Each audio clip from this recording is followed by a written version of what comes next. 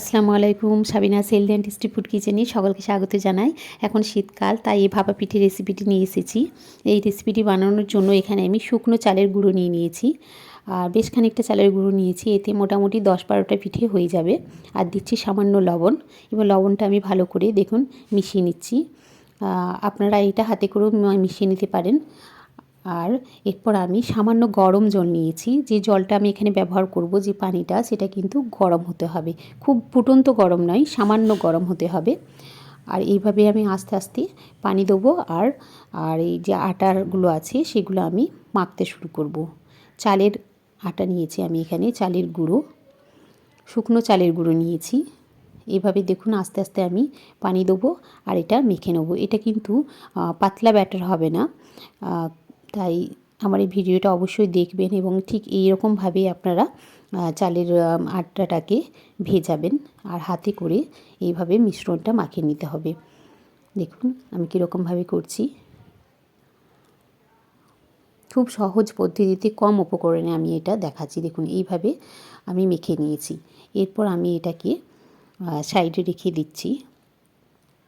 তারপরে কি করতে হবে পরের স্টেপে আমি দেখাচ্ছি। দেখুন এরপর আরও একটি পাত্র নিয়েছি, আর এই পাত্রটির উপর আমি একটি এরকম ছালনা দিয়ে দিচ্ছি। আশা করছি এরকম ছালনা প্রত্যেকের বাড়িতে আছে। এরপরে যে আমি আটাটা বানিয়েছিলাম মিশ্রণটা, সেটাকে দেখুন আস্তে আস্তে এই ছালনার সাহায্যে চেলে নিচ্ছি। মানে আমি একটু হাতে প্রেসার দিয়ে কিন্তু এটা ঝুরো ঝুরো করে নিচ্ছি।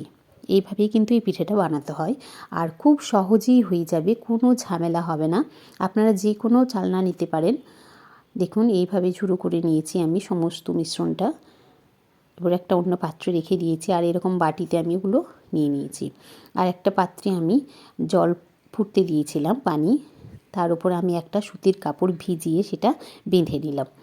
এইভাবে আপনারা বাড়িতে বানাবেন, খেতে খুবই টেস্টি হয়েছিল, আর অসম্ভব মজারও হয় এই পিঠেটা খেতে। দেখুন আরও দুটি ছোট ছোট কাপড়ের টুকরো নিয়েছি, আমি এটা পানিতে ভিজিয়ে রেখেছিলাম। এরপর আমি বাটিতে যে চালের গুঁড়োগুলো নিয়েছিলাম, দেখুন তার উপরে আমি একটা পাতলা সুতির কাপড় দিয়ে এরপর উল্টো করে আমি এই ফুটন্ত জলের যে পাত্রটি তার উপরে আমি বসিয়ে দিচ্ছি। দেখুন খুব সহজেই এই উপকরণগুলো প্রত্যেকের বাড়িতে থাকে, তার জন্যে আমি এই পদ্ধতিতেই দেখিয়েছি। এরপর বাটিটা আস্তে আস্তে তুলে নেব। হ্যাঁ, বাটিতে যখন আমি চালের গুঁড়োগুলো দিয়েছিলাম, গুঁড়োগুলো এগুলো কিন্তু বেশ চিপে চিপে দিয়েছিলাম, যাতে করে এটা ভেঙে না যায়। এরপরে দেখুন একটি ঢাকনা দিয়ে আমি ঢাকা দিয়ে রেখে দিচ্ছি। 2-3 মিনিটের মধ্যেই কিন্তু পিঠেটা হয়ে যায়। দেখুন ভাপ বেরিয়ে এসেছে, মানে আমার পিঠেটা হয়ে গেছে। এরপর খুলে দেখাচ্ছি, ঠিক এরকম হবে। হ্যাঁ, এরপর আমি এটাকে তুলে নেবো আস্তে আস্তে। আরেকবার ঢাকা দিচ্ছি, হাতে যাতে গরম ভাবটা না লেগে যায়। আমি আরও একটি কাপড়ের টুকরো পানিতে ভিজিয়ে নিয়েছিলাম, সেটার সাহায্যে আমি এটা তুলছি। আপনার কোনো হাতা দিয়েও তুলতে পারেন। দেখুন পিঠে এইরকমভাবে কিন্তু করবেন বাড়িতে। আমি পুরোটা দেখাচ্ছি না, আমি এরকমভাবেই বানিয়েছি পিঠেগুলো।